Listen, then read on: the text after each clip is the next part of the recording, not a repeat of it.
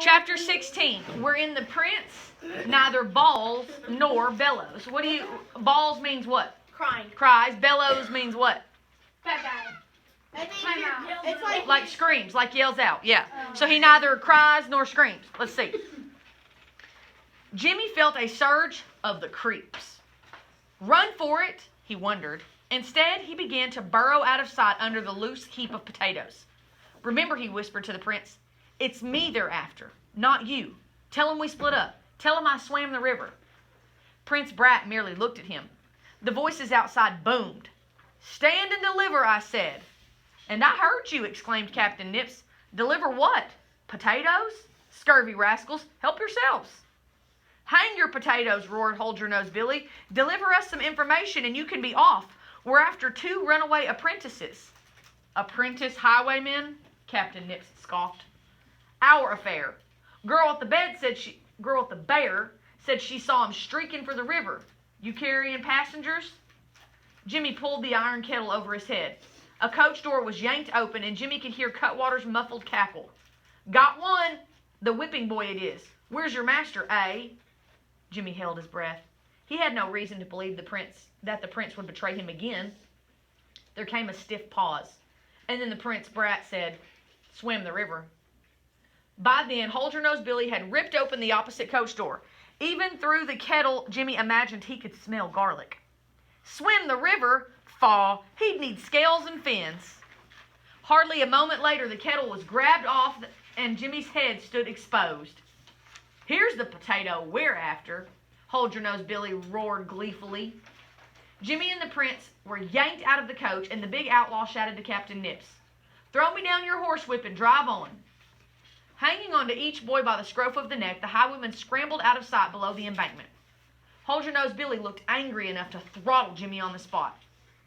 Tricked me, did you? He bellowed. Flummoxed me with your fancy quill scratching. The game's up, Jimmy thought. He's tumbled that the ransom note ain't worth scat. But, trying to look as innocent as possible, he replied, Sir? A gold sack or 2 would have satisfied me and Cutwater, snarled the hairy outlaw. Greedy ain't our middle name.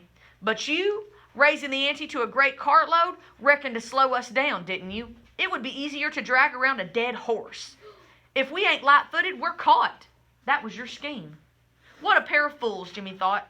That hadn't been his scheme at all. You've got it all wrong, he declared. I swear it.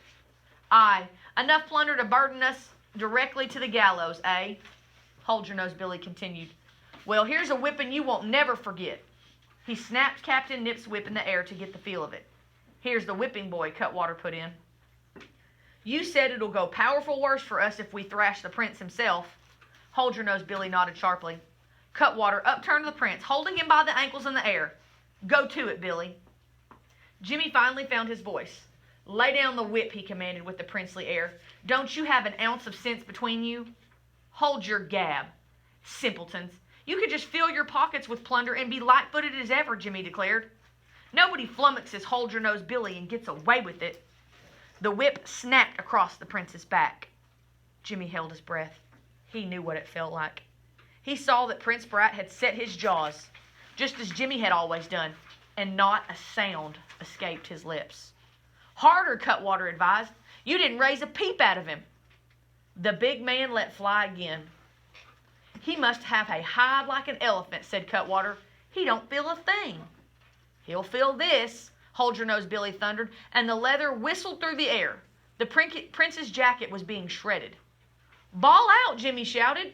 He dreamed of seeing the prince whipped, but now that it was happening, he found no satisfaction in it.